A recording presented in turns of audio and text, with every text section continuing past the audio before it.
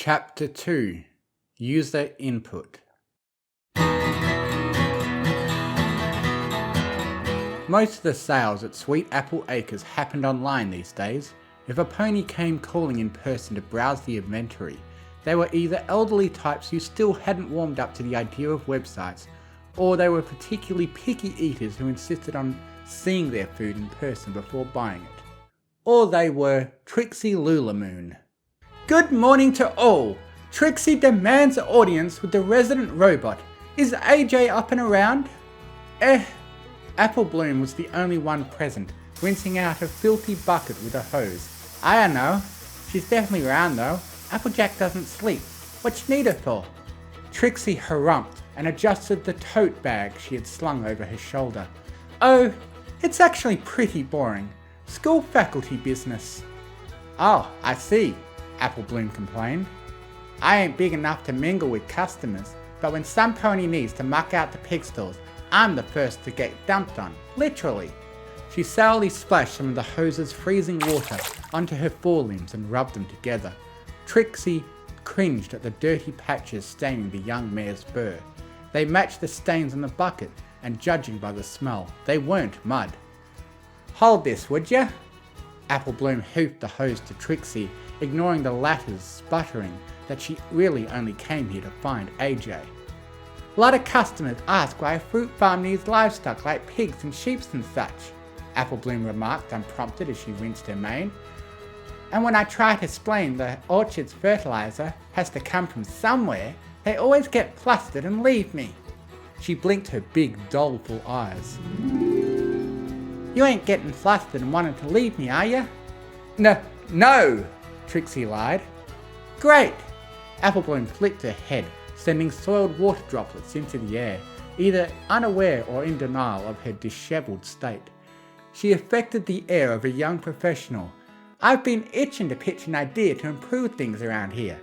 See, after buying that proto-plow from Big Mac last week, I've been seeing tons of targeted ads for stuff like it. One was for a power washer.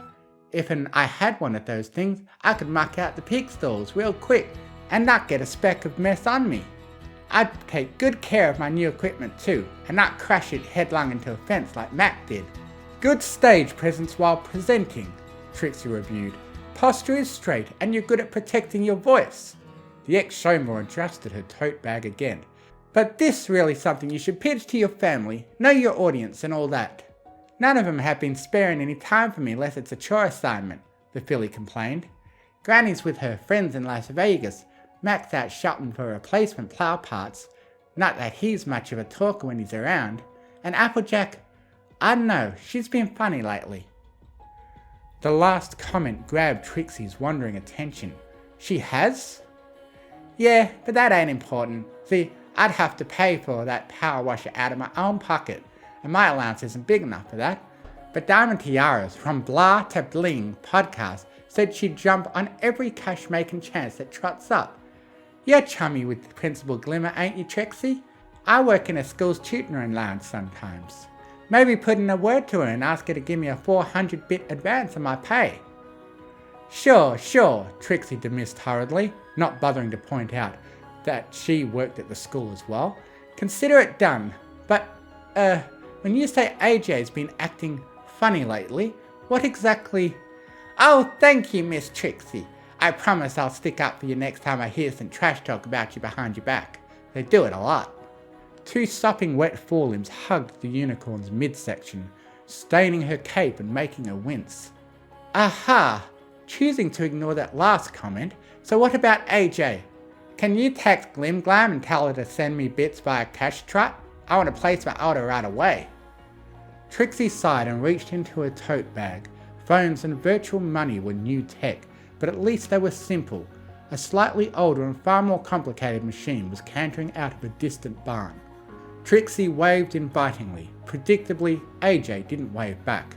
Apple Bloom, there you are. Why aren't the pig stalls clean yet? The bucket got full, I'm rinsing it out. Apple Bloom then dropped her volume. See ya at work, Trixie, and remember, 400 bits. The youngest Apple scampered away with her bucket, sidestepping AJ's steady approach. Sorry for not shooing her away sooner, AJ explained stiffly. don't get many in-person customers these days, and I reckon she's forgotten that proper decorum means not talking to your elders while still covered in... It's fine, Trixie cut in, not needing to be reminded what was on the hooves that just hugged her. Really, we were just making chit-chat. What about? A commercial Applebloom saw and enjoyed. AJ emitted a recording of a sigh, then turned off the tap connected to the hose. I swear you give a full 1 head pat for regurgitating a loan discount code, and she spends the rest of the week trying to replace that high. Trixie knew all about chasing old highs. It had led to some dark places in her past. She wondered when Applebloom last got a head pat for anything other than quoting a podcast. 400 bits said she wouldn't get one when the pig stalls were clean. She shook her head to dispel the uncharitable thought. Trixie shook her head again. The great and shopping-inclined Trixie actually trotted out here to check up on you, not your sister. And browse your Apple inventory while I'm at it, of course. AJ shrugged and motioned towards the cellar door near the house. As was Trixie's nature, she talked as they walked. You're not wearing your hat, the unicorn observed. I put it up for a while. Years of being a vocational school guidance counsellor had sharpened Trixie's social instincts. Right now, they were telling her not to pursue the hat subject. So, sounds like Granny Smith is doing okay? Huh? Word around the watering trough says you're on leave of absence because a family member had pacemaker surgery. Applebloom mentioned the old vixen is out west with friends, so it sounds like that new heart put plenty of pep back in her geriatric step. Oh, I get it now. AJ was rolling its oculars. Rope me in with the promise of an apple sale, then pester me to start coming back to work. Did Starlight put you up to this? Trixie hid her surprise at AJ's uncharacteristic ickiness. Well, you being you, it does spark Trixie's curiosity that there's no hustle in your bustle to come back to all your students and friends. Me being me? AJ muttered sadly. Its hatless ears were drooping, and Trixie noticed. I really am here to buy apples, she assured, dropping the wise gal persona. They're for a baby shower the school staff is putting together. AJ's cooling fan flared with surprise. Baby shower? Yep, Trixie beamed. These are the things you miss on leave, you know. It's a juicy secret for now. But Pinky and Cheese Sandwich sent their DNA samples into Stock Corp. They're trying for a foal. AJ's jaw panel opened and closed a few times before emitting any new sounds. Never would have thought Pinkie Pie had the gumption to go for that. Good on her. Mm-hmm. Pinky chortled. Same. Though I haven't known her for as long as you have. Suppose not. AJ agreed. It was pulling open the cellar doors. The long known someone ain't always helpful. Now, let's see here. We got Red Delicious, Golden Delicious, Honey Crisp. What do you mean by that, AJ? By what? Honey Crisp? She reached down and produced a reddish-yellow apple from the climate-controlled cooler. They're called that because they're crispy and taste like honey, I guess. No, the first thing you said. About long knowing someone? AJ blinked its oculars. Nothing really. Trixie drew herself up. You're a terrible liar, AJ. I've known you long enough to have picked up on that. Trixie wasn't particularly close with AJ, but forcing confrontations was a talent she had, for better or for worse. Plus, at this point, she felt compelled to list some frighteningly familiar concerns. Your old mare doesn't need caring for. You're obviously not spending your free time here chumming it up with Applebloom, and judging by how surprised you were about Pinky, I know you're not keeping in touch with your friends either. AJ, please. Applebloom said you've been funny lately. I'm not asking as this as your nosy co-worker, okay? I'm asking you, mare to machine. Are you feeling like yourself? Because you're not acting like it. AJ was studying at the Honeycrisp apple in a hoop, presumably to avoid meeting Trixie's. Applebloom said that, did she? Poor sugar cube. Didn't stop to think any pony might be fretting over me.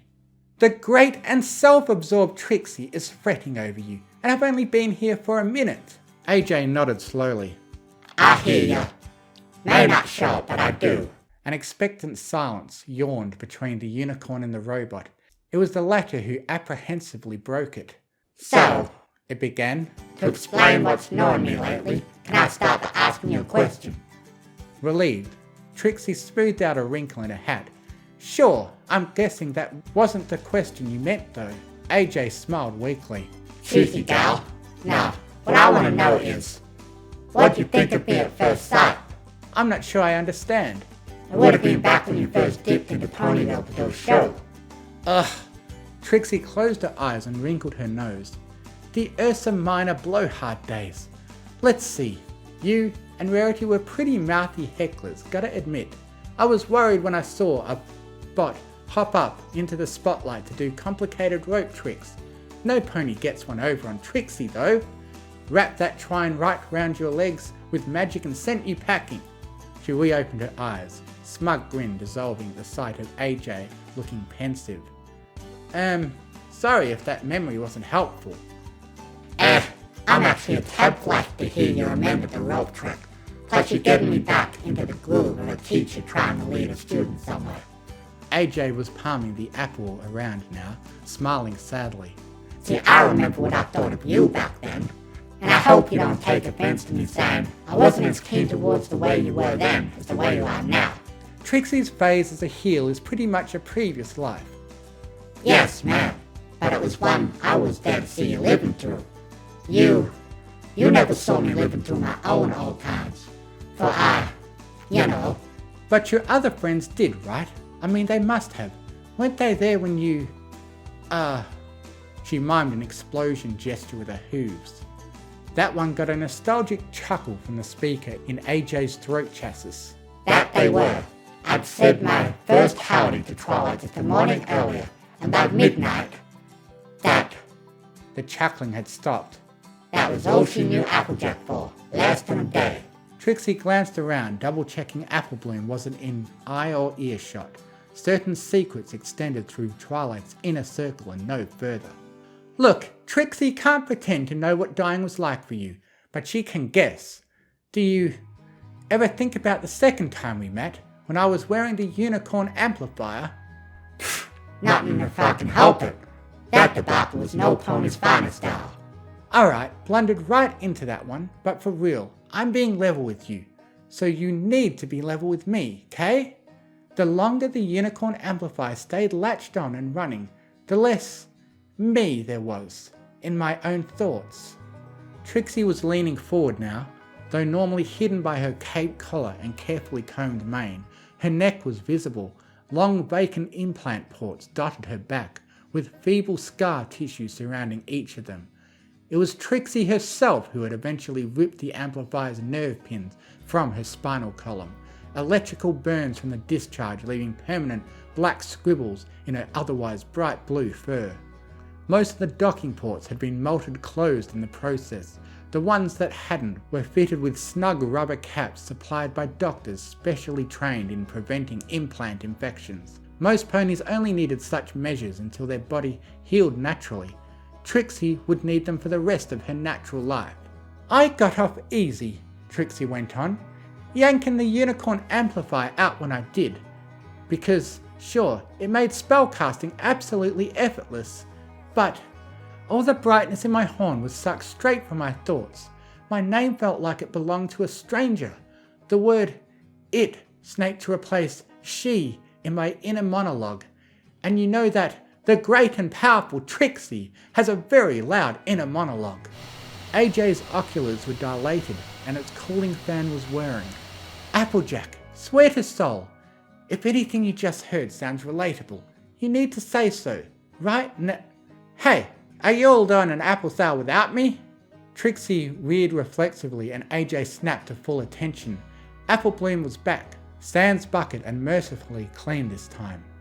Pig stalls are done, she reported, wiping fresh hose water from her muzzle. And I'm chilled to the bone. Can I light the fireplace and dry up by it, Applejack? Please? I know we got fresh kindling from the fence post that the protoplow smashed last week. Yeah. Applejack drawled robotically. Thanks, sis. You're the best. Applebloom spun on her heels, spraying more water. then took note of the apple in AJ's anxious grip. Honeycrisp, you have good taste, Miss Trixie. Okay, bye. The patter of small hooves carried her away. Kids, Trixie exhaled. All their problems have simple solutions, huh? AJ smiled at the quip. AJ didn't look ready to smile at anything. Sorry, Trixie stammered. You're alright, Sugar Cube. I'll be into work tomorrow. Okay, if you're feeling up to it. Trixie backpedaled.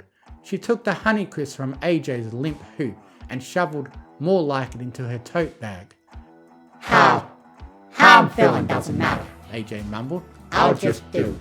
Trixie slung her fully loaded tote bag over her shoulder, ignoring the friction of its strap on her implant caps. Leaving felt wrong, but staying felt even worse. She'd made a horribly demeaning assumption about her friend, and AJ's lack of wrath was only making the guilt worse. Spend some time with Applebloom, okay? Huh? AJ was incredulous. Are you giving me a friendship assignment? The School of Friendship's guidance counsellor smoothed her mane and cape so that not an inch of neck was showing.